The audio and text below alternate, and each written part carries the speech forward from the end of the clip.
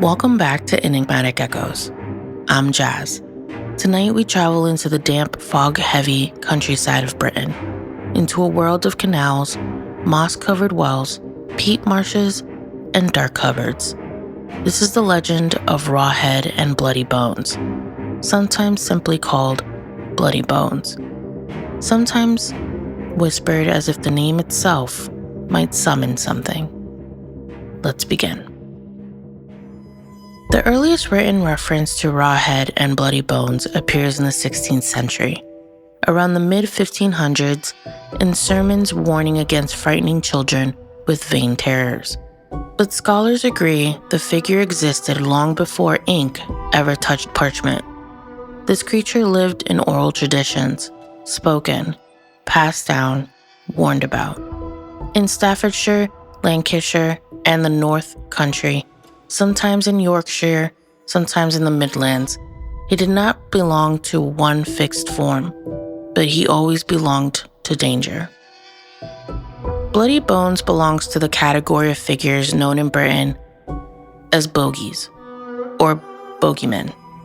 The word bogey may derive from Middle English bogue, meaning a frightening specter. From this root, we get bugbear. Bloody Bones shares family resemblance with other regional terrors. Jenny Greenteeth, a water hag said to lurk in ponds, Grindylow, a clawed water spirit from Yorkshire folklore, Black Annis, a blue-faced crone said to live in trees and caves, Tommy Rawhead, sometimes merged with Bloody Bones. Each one of them served a purpose: to keep children away from wells, from canals, from marshes, from dark cupboards where food was stored, because in pre-industrial England, water was beautiful, but it was lethal. In its most chilling form, Bloody Bones lived beneath water, under bridges, in stagnant ponds, in unused wells, in peat-dark canals. The canals of the 18th and 19th century England were not quaint tourist paths. They were industrial arteries, polluted, deep, unforgiving. Children drowned with frightening regularity, so the story revolved. Bloody Bones waits beneath the surface, still, watching. Some versions describe him as skeletal, with skin stretched tight like wet parchment. Others say his flesh hung loose. Some say his eyes glowed red in the dark water. Others say he had no eyes at all, only hollow sockets. He was sometimes described as a goblin, sometimes as a corpse, sometimes as something in between, but always, he pulled. In Staffordshire, he was often tied to canals. In Lancashire, children were warned not to lean over bridges. In Shropshire, mothers warned of Bloody Bones beneath wells. In Northumberland, he was said to crawl on all fours near marshes. Sometimes the name appeared alone, Bloody Bones, sometimes attached to Rawhead. Rawhead in certain interpretations may connect to older Celtic influences, though this remains debated among folklorists. Some scholars even compare Bloody Bones to Norse draugr, undead beings guarding burial mounds. Others note faint resemblance to the Slavic Rushalka, drowned spirits associated with water. But Bloody Bones lacks their tragedy. He is not sorrowful. He is not misunderstood. He is hunger and punishment. While Bloody Bones is largely cautionary folklore, there are oral accounts recorded in the 19th century regional collections. The Staffordshire Canal Tale, two boys, late 1800s, dusk near a canal. One reportedly claimed he saw a pale thing beneath the bridge. He leaned over. Something caught his sleeve. He fell. He survived. But he told neighbors, it had fingers like sticks, like wood but colder. Was it panic, a submerged branch, or the shape fear gave to the water? The villagers named it Bloody Bones. The second account is called the Yorkshire Well. In rural Yorkshire villages, abandoned wells were common hazards. A story persisted of a child who vanished near one in the early 1800s. The official cause? Accidental fall. But locals reported scraping sounds from within the stone shaft that night. They whispered, bloody bones had dragged him down. Not all versions are aquatic, but the Victorian era, bloody bones had moved indoors, under beds, inside cupboards, in dark corners of cottages.